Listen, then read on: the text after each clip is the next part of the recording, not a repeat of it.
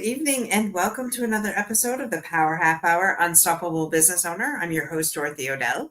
Before we bring our amazing guest up, I just got to give a shout out to this amazing book that has come to fruition. It's called Bringing New Words to Your Body Conversation, which goes live this Sunday, September 15th.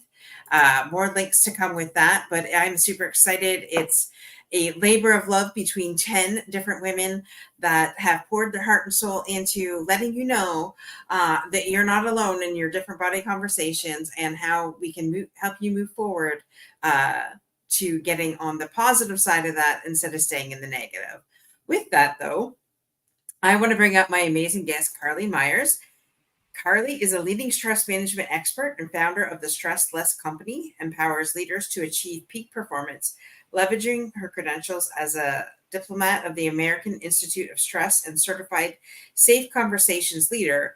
Carlee's crafts personalized strategies that help leaders not just manage stress, but thrive. Welcome to the show, Carlee. Thank you so much for having me. Absolutely. Absolutely. We love having people here, and stress, is becoming one of those hot topics. And I mean, it happens to everybody. But before we get into that, tell us a little bit about yourself. Yeah, well, like you said, I'm Carlee Myers. I'm the founder of the Stress Less Company. I've been in business for, goodness gracious, going on 8 years in just a couple short months. And I really help people to reduce their stress and enhance their relationships. My expertise is really at the bedrock, of course, managing our stress, but that crossroads.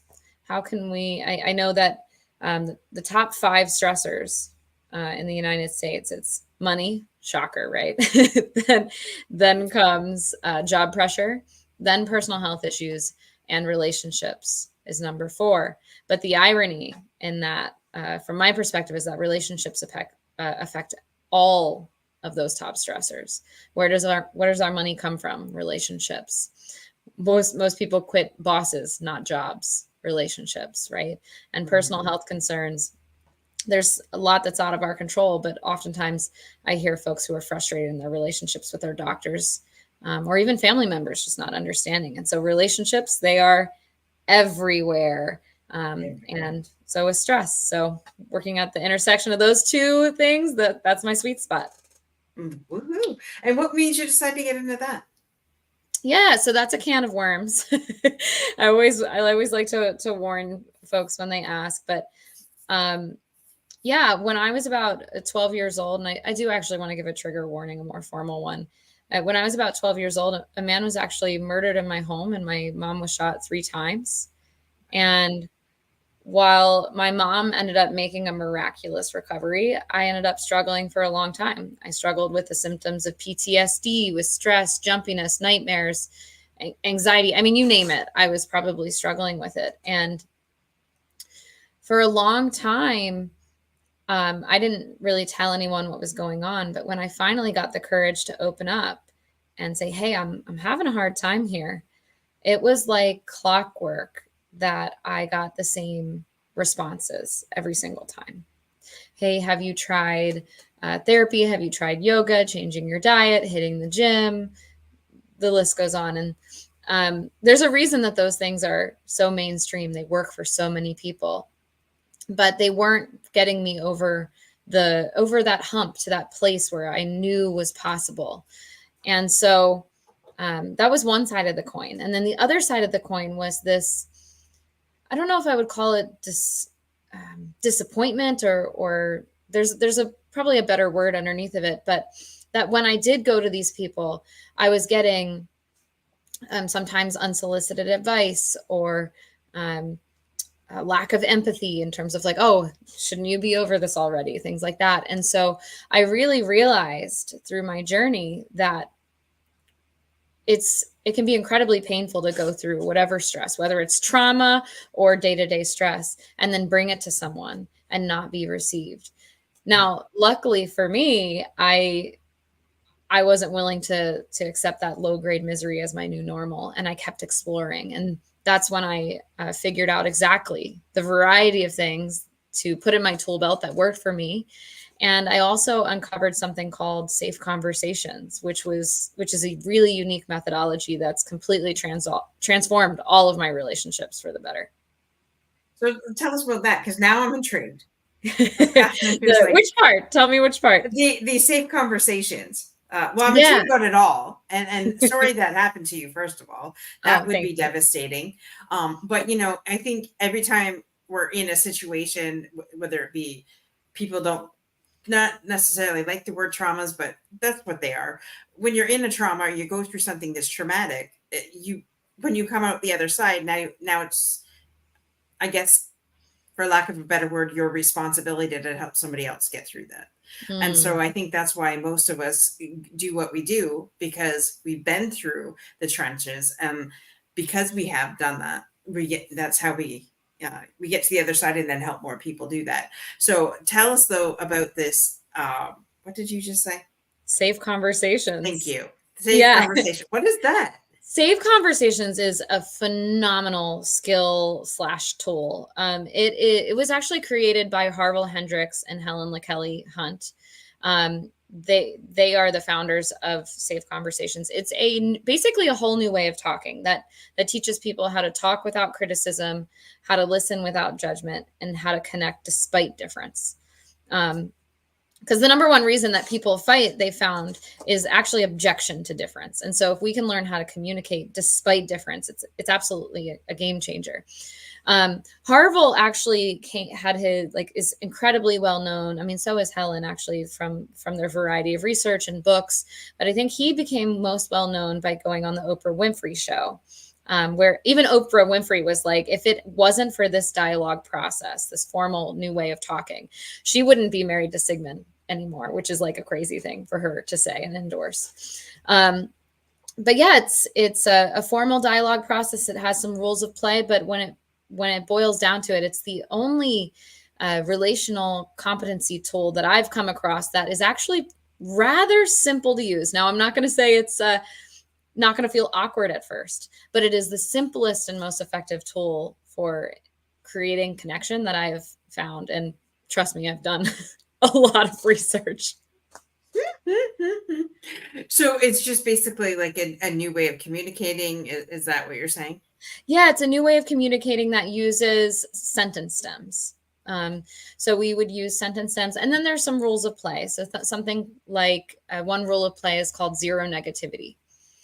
So one of the biggest causes of disconnection in relationships is infusing the relationship with negativity. It creates a rupture of connection. And so that's a rule of play, is we try to avoid negativity. That doesn't mean we can't express our grievances. We 100% can. And that's why we have the dialogue process.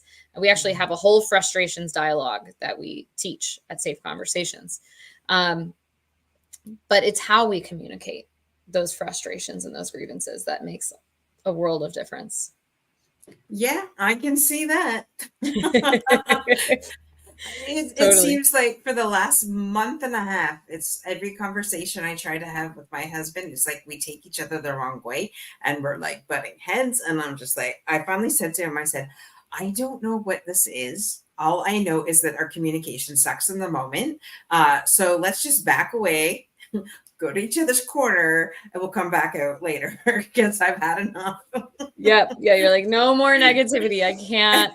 Yeah. It's funny because, and one of the things that I talk about at my Safe Conversations workshops, and that Harville and Helen actually did as a couple, they were on the verge of getting divorced too before they uncovered and, well, I think decided to actually use their own. So we'll have to ask them.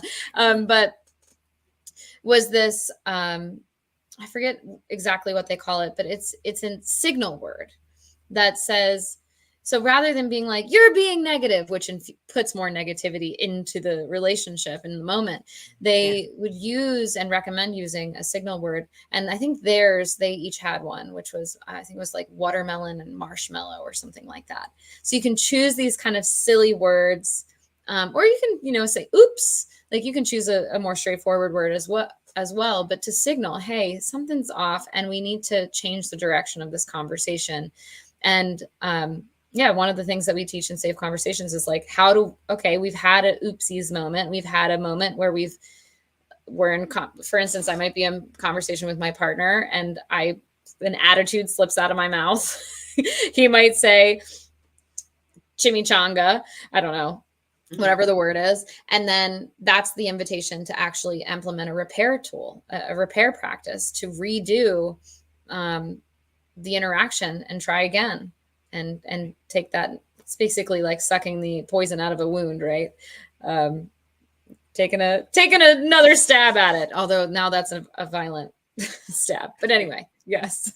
I get what you mean. I love that. And it's funny because I've been very intentional to change the conversations, and just really, first of all, you have to be aware. You have to be aware of what's going on, but then once you're aware, then you can change it. I is my belief. And, but then I guess the fruit in unhealthy relationships is no one likes you, I guess. So. Well, yeah, in unhealthy relationships, the fruit is fruit is an interesting way to describe it, but what comes of unhealthy relationships is disconnection. And what happens when we experience disconnection is our anxiety is activated. Like our defenses are activated, our anxiety is rising, and we're in that more heightened fight, flight, freeze, or faint state until connection can happen again. And so it's a cycle. We have connection, and then we have that rupture and that disconnection, that anxiety, and it oftentimes it stays there until we can repair, whatever repair looks like. Right. That is interesting. And so you've been doing this for 8 years. Yeah. So I started the Stress Less company back in January 2017, although I was dabbling in it before. And more recently, I added the Safe Conversations component, probably within the last 3 years. So I started off at the foundation of the self and reducing stress and focusing on a relationship with self. And then I was like, yeah, we do not live in a bubble. I got to bring the Safe Conversation stuff. Everyone needs this tool. Everyone needs to know about it. That is awesome. And you said you're having a workshop coming up? Yeah, workshop coming up September 21st. It's going to be a good one. This one is on the past challenges dialogue. So we'll be teaching the general Safe Conversations dialogue that you can use across the board, but we'll have a little bit of a focus on how our past impacts our present relationships, which hint, hint is all the time. Right. 100%. Right. And so I did put a link up there for this workshop, but Carlee did put it to her website too as well. So if you go to her website, stresslessco.com, you said you put it up at the top. Yep, so it's right at the top navigation bar. There we go. Get yourself registered. Go see what this is all about. Have healthy relationships instead of butting heads. Exactly. And what's great about it? I actually, I didn't even think about it till just now when I was double checking the times, which by the way, it's 11 a.m. to 2:30 p.m. Eastern time, looking at it right now. So it accommodates the West Coast and the East Coast folks, but at least if you're on the America side of the world. But I'm actually running a 2-for-1 deal right now. So if there's a specific relationship, if you're listening in on this and you're like, I'm struggling in my relationship with my bestie or my relationship with a coworker, or of course your romantic partner, husband, spouse, whatever, you get a 2-for-1 deal. You can bring both parties in and see what magic you can make together. Get a twofer. That's the third time I've heard that in a week. Yeah. Yeah. It must be something in the air. We're all feeling a little, I don't know, what's generous. Generous. Yes. Oh, love it. So what 3 things would you say you've had to overcome in business to get to where you're at today? Yeah. When I first started my business, I was pretty young, still in my early 20s. Now I'm in my early 30s, in case anyone's wondering, but I thought that I was gonna save the world. Really, I was like, I'm gonna save everyone and this is gonna be great. And it turns out that only people can only save themselves. Like I cannot save you, and I can't save whomever is listening. Like that's not my job. And so the first thing that I had to overcome was my own ego in my business. Wait for the invitation. Is there do I, like, first of all, check myself. Do I have something of value to offer? But then wait for the invitation to help, to help. Speaking of having healthy relationships, right? Integrating that as a practice in my business. In terms of my business, it's been 8 years. Business, if you want to grow, that'll be the quickest way to grow. In my opinion, start your own business if you want some spiritual growth along the way. I've had times in my business where things were really like incredibly successful. Like financially, things were good. I was speaking on stages. I was doing really well for myself. I was making a big impact. And then I've had other times in my business where I had to swallow my ego and drive Lyft. Right. And so I don't think enough business owners talk about the overcoming of the ego throughout the process of a business, so that the mission and the thing that keeps me moving on my business, it stays alive. So that would be something. And something else specifically in my business, right? Yeah.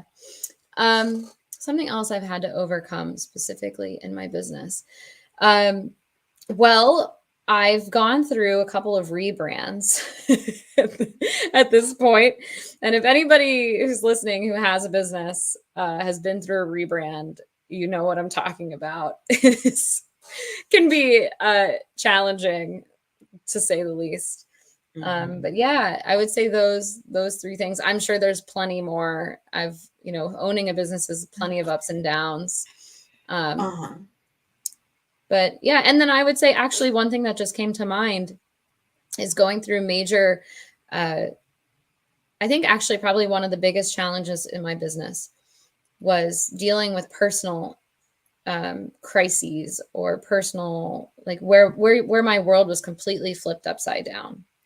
Change of house, lost my dog, ending of a relationship, like everything that could go wrong did go wrong. And trying to run my business and take care of myself and take care of my life around me at the same time. I think that's probably the biggest obstacle I've overcome in my business, because it could have been so easy for me to say, that's it, I'm done.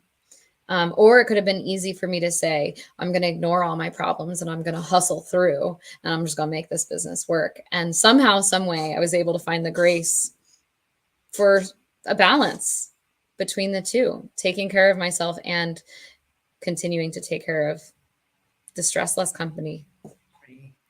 I love that you said that, because, it is so critical that we take care of ourselves. It could be so easy to get caught up and say, well, this isn't done. I'm not going to bed until this project is done for a client or whatever. But as a recovering workaholic, I absolutely refuse to work past 8 o'clock at night. Like, yeah. I'm done. 8, 9 o'clock. That's it. The 9 is latest, and that's only occasionally. And that's usually like a meeting with my business partner. So it's not like I'm talking to a client. It's, the after effects, behind the scenes stuff. And so I get you. And no, not a lot of people talk about that, and then a lot of people burnt out, crash, and then they wonder why. Right? Yeah. Hit the wall several times myself. So I get it. Yeah. And, it's funny. I don't think people, business owners, talk enough about the stress of being a business owner. I think so. I don't know about you, but I know for me, like I have a lot of entrepreneur friends now, but when I first started my business, it was me and all my employee friends. So it can be an incredibly isolating space, mm-hmm. if we're not careful. But yeah, taking care of ourselves, taking care of myself has been being able to do that. Sometimes it's really hard. um, Yeah. and have a business is certainly something I've overcome as also relatably a former workaholic.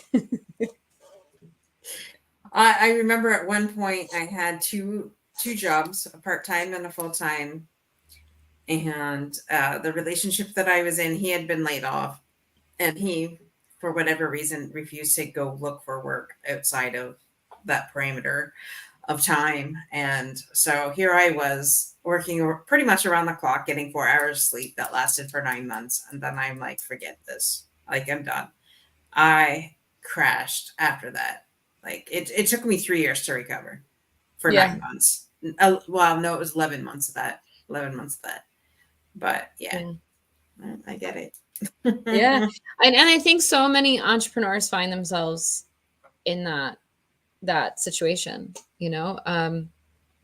wanting to make things work, trying to find a way to make it. And actually, I would even argue beyond entrepreneurship, folks in general with inflation and all of that. I'm not trying to bring the conversation down, but that's why money and job pressure are the number 2 stressors in the United States. And so, what do we do about that? And that's actually why that was the foundation of how I got started in the Stress Less company.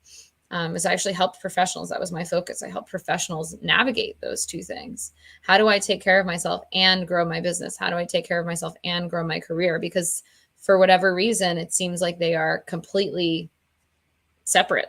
Like we've been taught, like, all right, if you're going to grow in your career, you're going to grow your business, then you're going to have to put all this other stuff on the side. And that is not how it works. That is exactly the opposite of how it works, because burnout then comes. Yeah. 100%. 100%. So what are 3 things that you help your clients overcome? Yeah. So the first thing is disconnection in their relationships. The second thing is anxiety and overwhelm, usually related to it feels like it's almost like a drowning feeling. Like there's just so much that I'm carrying, and how do I navigate it? And the third thing, let me think, is probably that intersection of the two, maybe a little bit of like that anxiety related to relationships, how to navigate those. Well, they can be stressful at times. Yeah, it's an understatement. Yeah, for sure. And they can be I said, earlier, if you want to have incredible spiritual growth, start a business. But same thing goes for relationships. I've heard quotes all the time that relationships are our biggest spiritual teacher. And so if you have both of those things going on in your world, you're going to need some extra tools in your tool belt to navigate through. And that's exactly what I do, is I support people, give folks those extra tools, because God knows we need them. Oh, that's funny you said that. It just brought to mind a conversation that I had. My dad was diagnosed with cancer 7 years ago. Because he's been gone for 5 years ago. And at that time, like there's a lot of chaos in my home growing up, like parents chronically ill, things like that. And so, sorry, I knew I was going to sneeze. So in that, there was always chaos and always like that cyclone going, right? And so trying to break that cycle. And so growing up all with that, and then boom, then your hero gets diagnosed with cancer. So at our specific clinic, they said, hey, if anybody in the family wants counseling, just let us know. And I had gone through a lot, like bullying, abusive relationship, the suicide of my uncle, deaths. Like there was a lot of deaths in our family as well. So trying to navigate my way through that, everything, having that it's okay mentality on top of being a workaholic. I'm surprised I didn't collapse, but now looking back as I'm talking to this with you, and one of the first things she says is like, "What is your self care like?"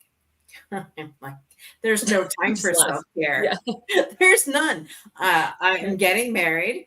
I have a stepson. I work for a high stress job in the food industry. Like, it's like, anyways, it's perishable, so it's like you have to make sure everything's on time, and you have to make sure, with 7 locations, there's all of that.